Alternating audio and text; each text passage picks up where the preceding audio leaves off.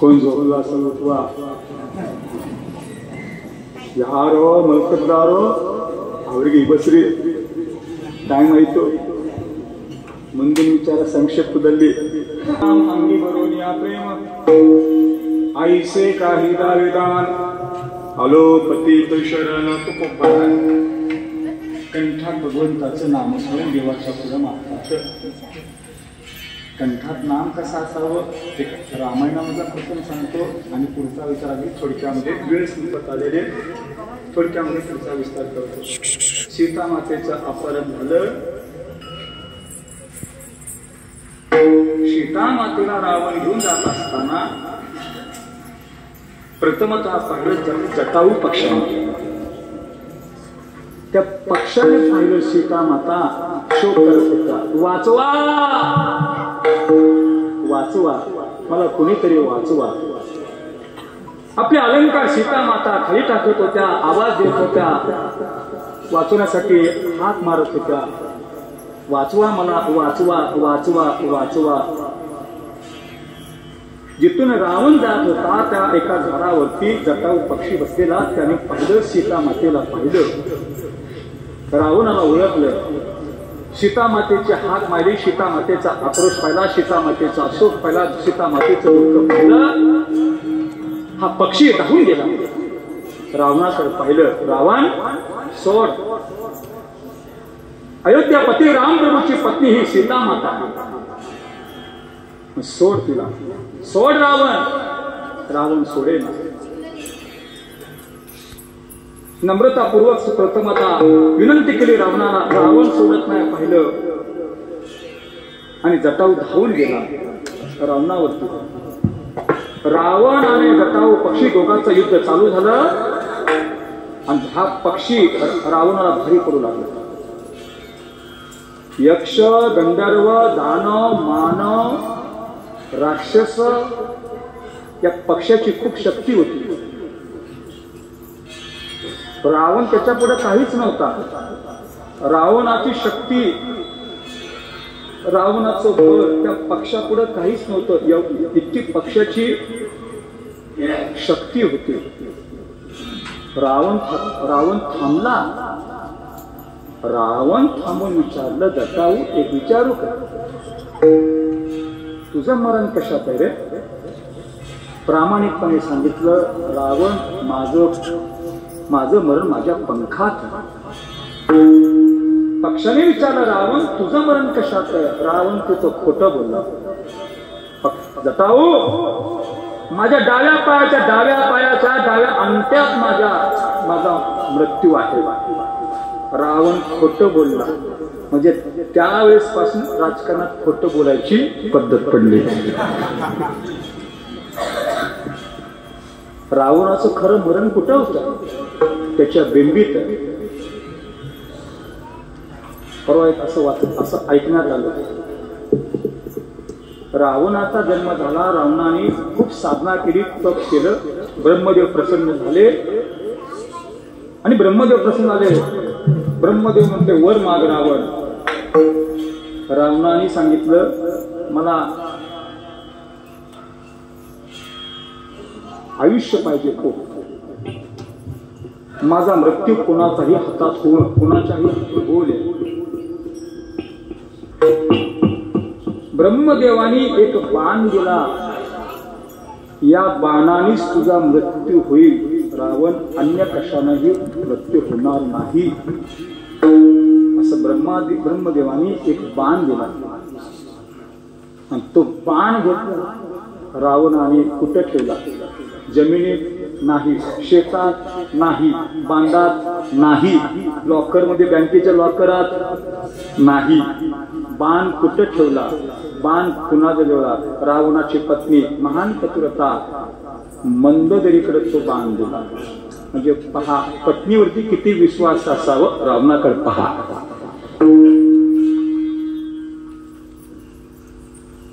बाण दिला रावण मंदोदरीकडे. तो बाण एका कपाटात ठेवला आणि राम आणि रावणाचं युद्ध चालू झालं. रावणाचा वध होत नाही, रावणाचा मृत्यू होत नाही. हे मारुतीनं पाहिलं, रामप्रभूने पाहिलं. आणि अंतर्ज्ञानाने पाहिलं रावणाचा मृत्यू कुठे आहे. मग कळालं की एक बाण आहे रावणाकडे आणि त्या बाणानच त्या रावणाचा वध आहे. आणि तो बाण कुठं आहे, मंदोदरीकडे. आता तो बाण कसा आपल्या पक्षात आणायचा, तो बाण रामप्रभू विचार करतात. मारुती म्हणतात थांबा स्वामी मी आणतो. एका ब्रह्माचं रूप घेतलं मारुतीनं, लंकेत गेला हा मारुती लंकेत गेला. एका ब्रह्माचा वेश घेतला. जिथं मंदोदरीचा कक्ष आहे त्या मंदोदरीच्या कक्षात हा हे मारुती ब्रह्माच्या वेशात गेलेले आणि समोर मंदोदरीच्या समोर गेले. हे मंदोदरी, माझ्या रात्री स्वप्नात एक आलं. काय, ज्या बाणापासून रावणाचा मृत्यू होणार आहे तो बाण कुठं आहे हे राम प्रभूला माहित झालं आहे असं स्वप्न पडलं. काय सांगता, मंदोदरी घाबरली आणि तिथून रामप्रभूला माहित झालंय म्हणजे आपल्या पतीचा मृत्यू होणार. मंदोदरी घाबरली आणि जिथं बाण ठेवला होता मंदोदरीने ती जागा बदलण्यासाठी मंदोदरी तिथं गेली. पाठीमाग हनुमंतराय गेले आणि जिथं बाण लपवून ठेवला होता त्या बाण मंदोदरीने हातात घेतल्याबरोबर ब्राह्मण वेशात जो बाण होता तो मंदोदरीच्या हातातनं घेतला. तिथून मारुती रामप्रभूच्या कक्षेत आले. रामाकडे तो बाण गेला आणि त्याच बाणाने रावणाचा मृत्यू झाला. अनेक रामायण पण खरे रामायण 29 रामायण, विविध वाल्मिक रामायण, आनंद रामायण, तुलसी रामायण, गीत रामायण, भावार्थ रामायण असे रामायणाचे खूप प्रकार आहेत. प्रत्येक रामायणामध्ये विविध प्रकारच्या कथा आलेल्या आहेत. एका ठिकाणी सांगतात सीता माता म्हणजे रावणाची कन्या असं सांगतात. विचित्र रामायण येतं, विचित्र रामायण. पण रावणाचा मृत्यू कुठं होता नाथ महाराजांनी सांगतात तर दिल्लीमध्ये होता. त्या पक्षाला सांगितलं माझा मृत्यू आहे डाव्या पायाच्या अंगठ्यात. मग तो जटाऊ पक्षी रावणाच्या डाव्या पायाच्या अंगठ्यात प्रहार करण्यासाठी तो जटाऊ पक्षी खाली वाकला बरोबर रावणानं तलवार काढली आणि त्या तलवारीनं त्या दोन्ही पक्षाचे जटाऊ पक्षाचे दोन्ही पंख तोडून काढले. पंख तुटले. माशाचं बळ पाण्यात आहे, पक्षाचं बळ पंखात आणि तो दोन्ही पंख फुटल्यामुळं घाया झाला, रक्तबंबाळ झाला आणि जमिनीवरती खाली येऊन पडला. रावण निघून गेला. अतिशय घाया झालेला हा जटाऊ पक्षी काही क्षणात त्याचा प्राण जाणार होता. तलवारीनं त्याचे 2 पंख छाटले होते रावणानं, पण प्राण ओढून धरला, प्राण जाऊ दिला नाही. प्राण आता घायाळ झालेलं शरीर आहे, घायाळ शरीर आहे आणि मुखात काय, राम राम. मुखात पेक्षा कंठात त्याचं नाव होतं राम. कंठात राम राम राम. काही वेळ गेला आणि पूर्व पुण्यानं राम आणि लक्ष्मण तिथं शोधत तिथपर्यंत पोहोचले. पक्षापर्यंत राम पोहोचले. त्या पक्षाला पाहिलं, धावत गेले राम, धावत गेले. जटाऊ पक्षाला घायाळ झालेले शरीर, रक्तबंबाळ, जीर्ण झालेले शरीर, हृदयद्रावक अवस्था. रामाला पाहिल्याबरोबर जटाऊ पक्षी रडू लागला. राम प्रभू क्षमा करा अपराध, महाराज तुम्ही सिद्ध. सीता मातेला मी वाचू शकलो नाही. रावण खोटं बोलला. सीता मातेला शोधण्यासाठी रावण म्हणला माझा डाव्या पायाच्या अंगठात मृत्यू आहे. सीता मातेला वाचवण्यासाठी मी रावणाच्या डाव्या पायाच्या अंगठ्यावरती प्रहार करण्यासाठी खाली वाकलो.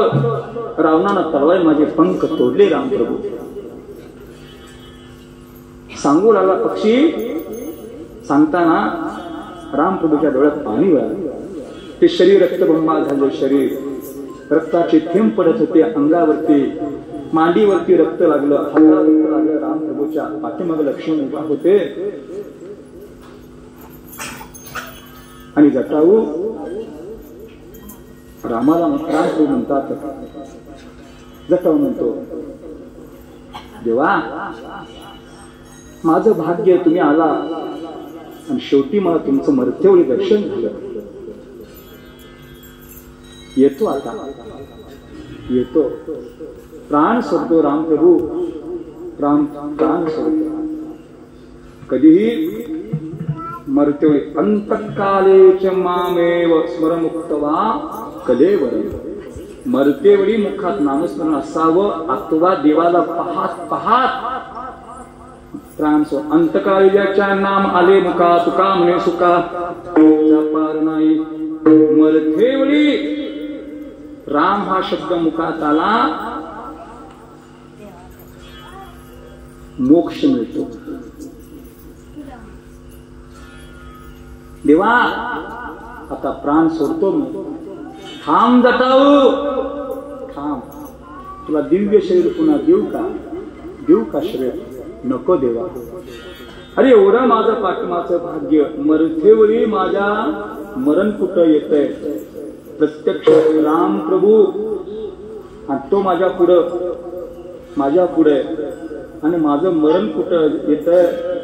राम प्रभूच्या मांडीवरती माझं मरण येतंय. असं मरणाचं भाग्य मला प्राप्त झालं आणि मी मराला कसं नको देवा? नको मला. मला मृत्यू द्या, मला प्राण द्या, मला मोक्ष मला नको देवा. मृत्यू नको, दिव्य शरीर नको मला. जटाऊ पक्षाची इच्छा पाहिली म्हणून शेवटी रामप्रभूने लक्ष्मणातून पाणी घेतलं आणि पाणी घेतलं. रामप्रभूने डोळे झाकले. सगळ्यात 3.5 कोटी तीर्थस्थळ, 3.5 तीर्थाचं रामप्रभूंनी स्मरण केलं आणि शेवटी म्हणता जटाऊ तोंड उघड आणि शेवटी पाणी ग्रहण कर. रामप्रभू म्हणता जटाऊ पक्षाला, पाणी ग्रहण कर जटाऊ. नको देवा. अरे मी सगळ्या तीर्थाचं स्मरण केलेलं आहे. 350 कोट तीर्थाचं स्मरण केलंय. शेवटी पाणी ग्रहण कर. नको देवा. अरे घे जटाऊ. नको. घे. नको. घे. नको.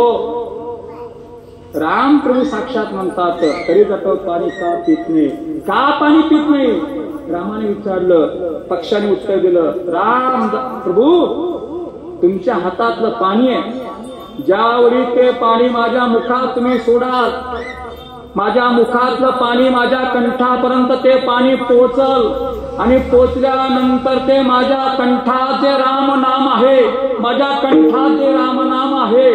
त्या पाण्यामुळं राम नामामध्ये खंड पडेल म्हणून पाणी नको.